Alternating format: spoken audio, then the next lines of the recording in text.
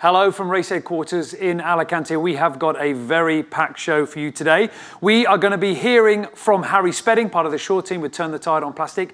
Plus, we're going to be hearing from Louis Balcaen, part of Team Brunel, who's going to be answering your questions. Also, at the end of the show, we're going to have Nick Bice joining us live in the studio. Get your questions in the comments and we will pass them on to him. He knows all about the maintenance and what happens in the Boatyard. So if you've got any questions, pass them on to us. But first of all, Turn the Tide on Plastic have had a very good night on the water. So let's take a look at where they are right now. These are the live positions. They are just to the southeast of the large exclusion zone for the oil fields, and Turn the Tide on Plastic have just completed a little double hitch at the top of your picture right now. Their nearest company, Vestas 11th Hour Racing. But as you can see, Di Cafari's team, after that second tack, back up to speed, over 10 knots at the moment.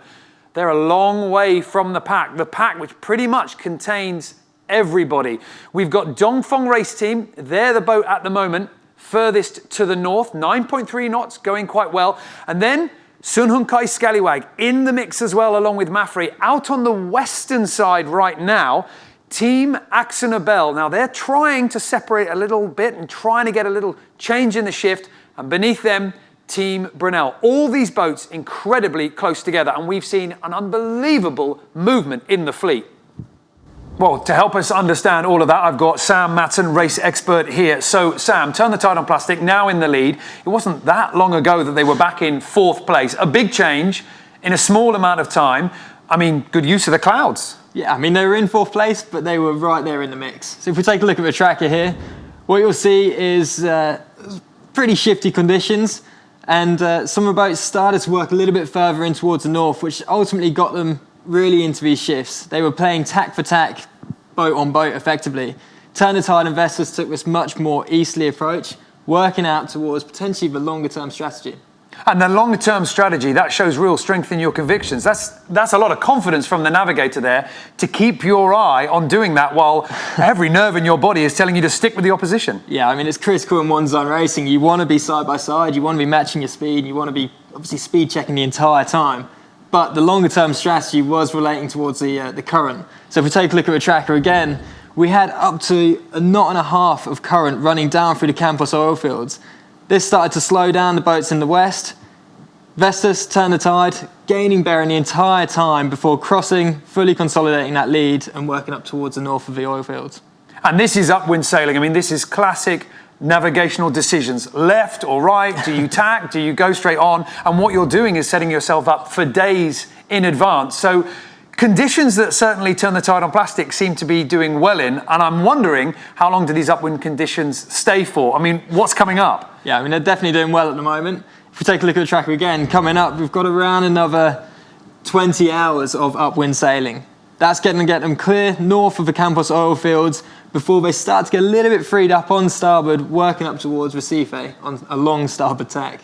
So fans of Turn the Tide on Plastic will be hoping that Di Cafari and crew can use this opportunity of upwind sailing, something that they look comfortable in, for as long as possible, because coming up we'll be reaching, and well, Sam, you keep your eye on all the boats here. When we go into that reaching style, who do we think is going to benefit? I mean, we've said it very early on that the 2 red boats are quick in these conditions. They've spent more time than anyone else just reaching side by side, very little changes, trying to make sure the boat is fully optimized. But we're on leg 8 now. The boats are definitely getting better and better. We're seeing improvements in performance, especially on the boats that were much further behind. So it's a level playing field. All right, so can Dongfeng Race Team, can Mafre still hold that reaching speed advantage? I mean, Team Brunel, there's a boat that have got their speed back. They were really struggling at the start. Now they are forced to be reckoned with. And if you were watching the show yesterday, you'll know that we went live with the boat feed from Brunel out in the water on leg 8. And we asked you for questions to the crew. Now, we did speak to them, and that will be coming up. But in the meantime, let's catch up with their skipper, Bouwe Bekking, a Dutch sailing legend, and hear more about this Volvo Ocean Race veteran. no one has sailed more miles in the Volvo Ocean Race than Team Brunel skipper Bouwe Bekking, who made his first appearance on board Phillips Innovator in 85-86. More than 30 years on, and now aged 54, Bekking's Volvo Ocean Race has only intensified, and he's still chasing an elusive win. Yeah, this will be my 8th attempt to win the race. I think I'm a yard racer, and I think that's with every race what you do. But you know there's only one winner, and up to now I've been beaten in all the races. The 2017-18 edition so far hasn't been ideal for Bekking, only making the podium 3 times out of the first 6 legs. Few skippers command more respect, but the Dutchman has not enjoyed the team's slow search for their winning form. I'm not used to be in the back of the fleet, and none of our other crew members are used to that. So we still probably one of the teams where the learning curves are the steepest. For leg 7, the pressure was on, and after a commanding performance, winning into Itajaí, Team Brunel have gone some way to silencing their critics. There was a lot at stake for this leg. We know first of all it was double points. Then was the bonus point coming first around Cape Horn. And of course you get you get a bonus point when you finish first. So in that sense it was a double whammy. And but I think most of all, really important is just psychologically, not only for ourselves but as well against the other teams, that we have shown how good we are in the heavy breeze. So all the guys on all the other teams can really see what we are standing for. Team Brunel have every intention to keep driving forward from this position. With plenty of points still to be won, there is every possibility of further gains. Will this be Bouwe Bekking's first Volvo Ocean Race victory? So, but first of all, we're on the leaderboard right now. That's for the first time ever. And number 2 is not that far ahead. Number 1 is neither that far ahead. So I think that's always one of the aims what you're having when being a professional athlete. You're always looking at the top, you never look behind. Of course you look behind because you want to keep the people behind yourself. But it's just one of these things, so we put the aim very high. It's just first is still possible, and I think that's the priority. And of course that will be, the next leg will be important like all the other ones. But if you have a very good result in the next one, then all of a sudden the lead is really inside of grabbing.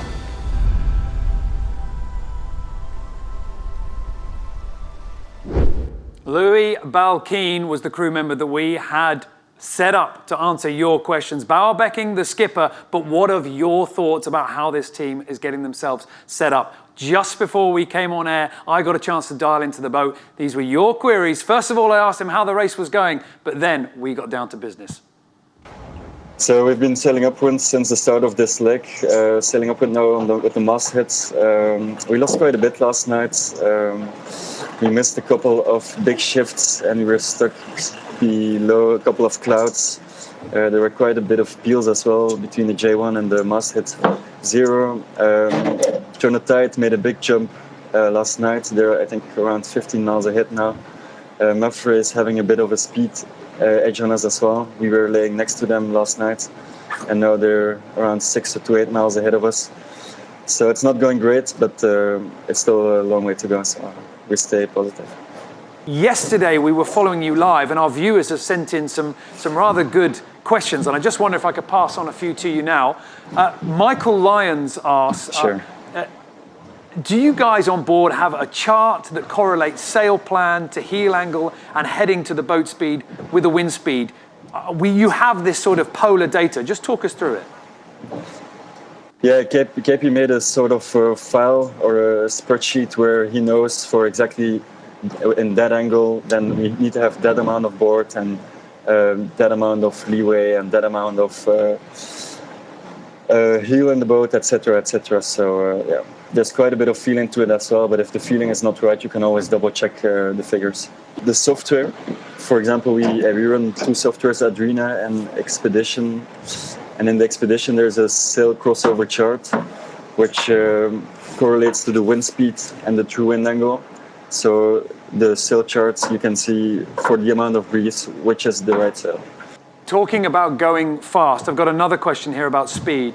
Rich Cottle asks, how much is your team playing the backstay and adjustment while sailing upwind? How much are you using that control? Constantly? Yeah, we're changing the topmast and the deflector quite often. We're playing with the runner, and I mean all the time. If you have a decrease of 2 knots of wind, and then you can change the deflector in the topmast, which basically makes the mast stiffer in the top, which generates more power in the sail. It's a constant adjustment of those three things. Another question here. Aryan Huen asks, are the crew changes that we've seen the teams make really useful for a better result? Besides the varying numbers, I can imagine some of the core crew might feel like a better fit than some of the temporary sailors coming in. For sure, it's difficult to come in because the core crew is really a tight bunch of guys. But the advantage of bringing new people is that they're fresh, and especially after the Southern Ocean Lake, you can see that the guys duck really deep. So it's good to have some fresh energy on board. But we'll try to minimize the crew changes in the future, I think. Louis Balcaen on board Team Brunel answering your questions. Don't forget, we've got Nick Bice from the Boatyard joining us at the end of the show, live in the studio. So if you've got more questions, send them in right now. But now let's catch up with a story that broke yesterday. Big news from Turn the Tide on Plastic. Henry Bomby, the crew member, forgetting his toothbrush. However, this morning, another tweet and another update. Henry Bomby has found a new toothbrush. Bianca Cook has brought a spare and has very kindly offered to give him that toothbrush. So a bit of a relief for Henry Bomby and, in fact, I'm sure, all on board that boat. But somebody who's been offshore many times, now Pete Cummings, a new crew member with Sun Hun Kai Scallywag, stepped on board for this leg. We caught up with him just before we came on air and I asked him how the Volvo Ocean Race life was shaping up. Well, we're just going around a TSS at the moment, so we've all kind of come into line, just clearing this TSS, and we've got Dongfeng just a couple of miles ahead, Map Frey. I mean, we can read the writing on the sail just ahead of us.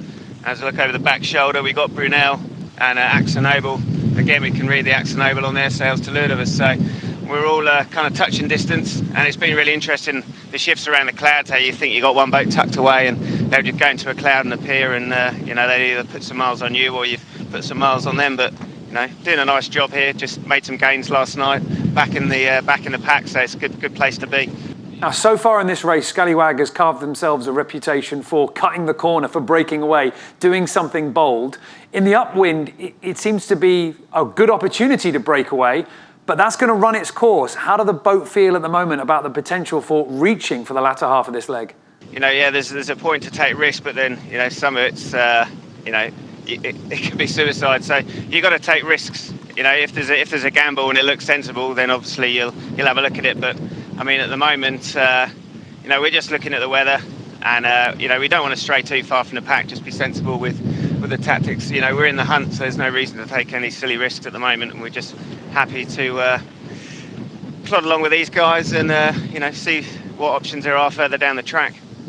Well, I mentioned that the upwind is going to change. What's the weather forecast looking like for 12, 24 hours ahead?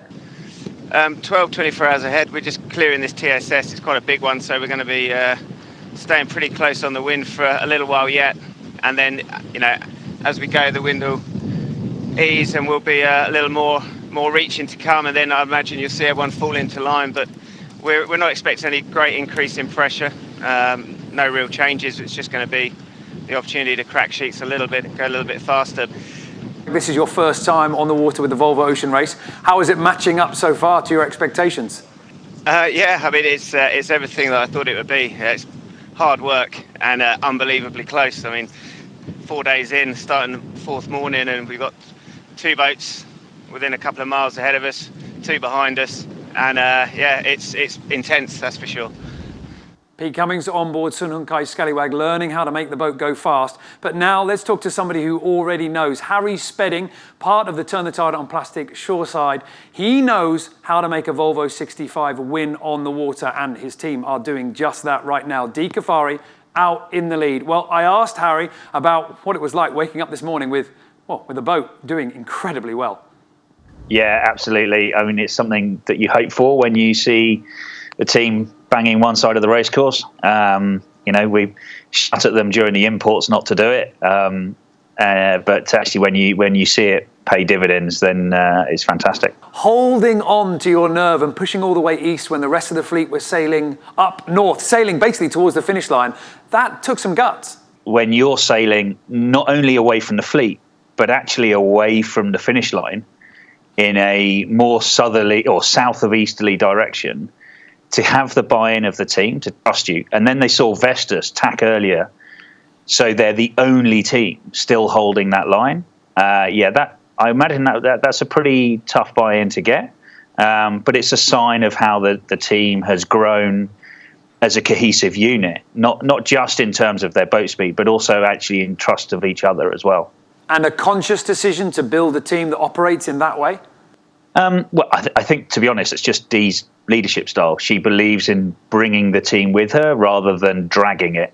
So she spends a lot of time doing one-to-one chats with each of the sailors to give them feedback. She makes absolutely sure that if there's a shortfall, that it's raised as soon as possible. And that way she can also get feedback from them. So, she doesn't believe for 1 second that she's in any way perfect. So she can get feedback from the team as well as give feedback to them. So for her, it's about pulling everyone together in the same direction. Is upwind a condition that Turn the Tide on Plastic feel confident with? I wouldn't say they're any more confident than the other teams, but what I would say is the nuances are probably slightly less than when they're reaching. So once you're reaching, you can play with the keel a bit more, you can play with the boards a bit more. But when you're fully upwind, if you're powered up, essentially it's sail selection and trim and drivers. But the boards and the foils and the ballast tank and the stack become less of an issue. So once they reach the reaching conditions and those small 1.2% make all the difference, then I would imagine we'll see those teams who had the longer preparation time get back up to speed pretty quickly. Well, in the past, that's been Dongfeng, that's been Mafre, but we've been out here on the water now for 100 days of racing. Turn the Tide on Plastic in that time, I imagine, has learnt a lot. When you're racing, you can't grab them on the radio and go, oh, what are your board settings? Have you eased your keel down at all? Where's your traveller set to? What have you done with your jib cars? So those nuances, they can only pick up if they're close enough to use their binoculars. But they are able to say, yes, we are a click faster or a click slower, a little bit higher, a little bit lower, whatever that may be. And every time they do that, they've been able to update their knowledge base. The really interesting aspect of this team is having a message that they all are really proud to be taking around the world, and seeing how actually that message has been really useful in creating a cohesive performance team. Like, they truly believe in what message they're taking around the world. It's not just a corporate sponsor. And that's a really interesting thing to see, the way the team has built around it. We have a large number of youngsters on board, but they've all come from highly competitive backgrounds. Olympics, America's Cup, Figaro. And they all believe in their ability. So with that belief, they're able to continue to push forward in building their knowledge on performance. And they absolutely believe that they should be competing at the front of the fleet. Harry Spedding from Turn the Tide on Plastic. Now it's the turn of me to ask some questions to Nick Bice, but not just me. Your questions, send them in. You've still got time. We've already got loads here. So, Nick, I'm going to rattle through them pretty quickly here. Some good questions of a technical nature. Remember, this is the man that's responsible for all the maintenance and the boats out there. So, first off, Joe Walters asks, how long does it normally take to do maintenance on the whole boat while it's in the stopover? So, the stopovers are generally we split into two parts, with the first week being the maintenance period, and we have to service all the 7 boats in that time. So the answer to that question is probably 24 hours, and that's to turn one boat around, but that is extended. We service 7 boats over 7 days, so that's extended throughout that period. What we saw in Ichigai actually was a bit of a staggering of the fleet, which isn't as efficient because you've got all the people working on it at the same time. But when we can stagger it, it's very efficient. And would it be fair to say, in the last stopover in Ichigai, it felt like you had a fair bit on? Well, yes and no. We definitely know, and we know what stopovers are going to be tough, and we definitely knew Ichigai would be tough. Southern Ocean, and as it turns out, one of the most relentless legs in the history of the Volvo Ocean Race. So yes and no, but we knew what we were up for, and we could scale up and down the staff as needed. Okay, well, let's go back to some more questions that we've got coming in. This is a really good question. Aswin Baumeister asks, can the drones tear apart a sail? And we've seen some crazy footage of the drone pilots, or did we, flying the drones through the boats and certainly going through the slot at one time. So is it possible that we could cause some damage? Oh, absolutely. I think the sail makers have that on their radar, and they've spoken to all the OBRs and told them to be a little bit careful.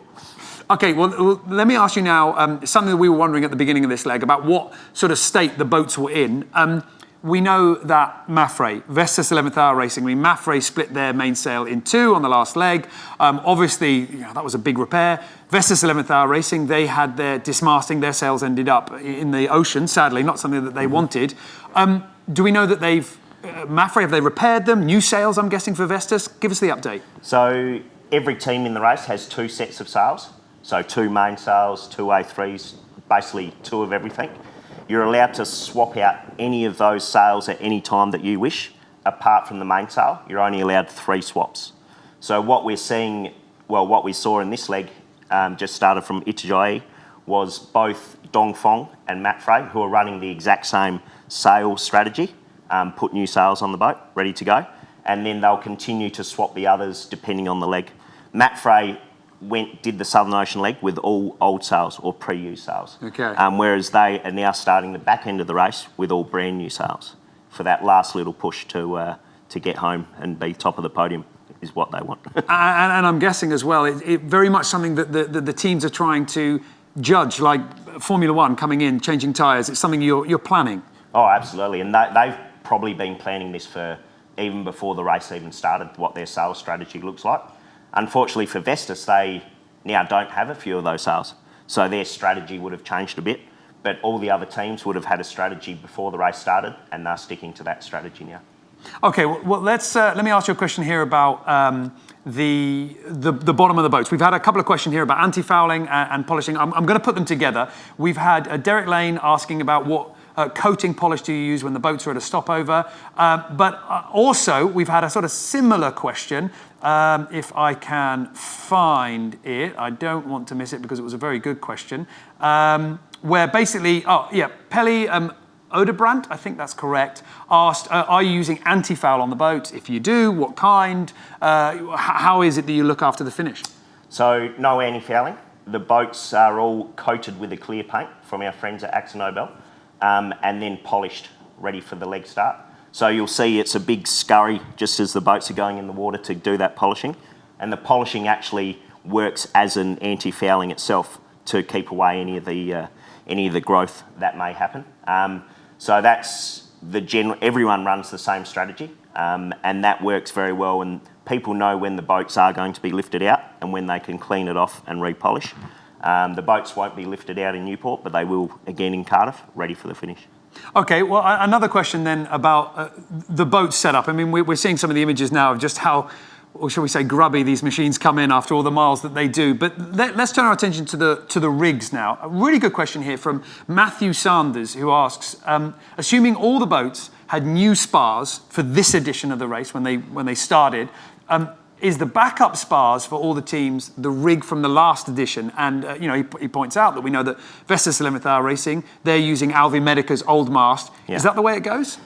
Quite a coincidence that Vestas 11th Hour Racing are using the pre-existing mast that they had during the last edition. That's just a coincidence in itself that what we had is called the spare mast strategy. 6 of the 7 teams brought new masts for this edition of the race.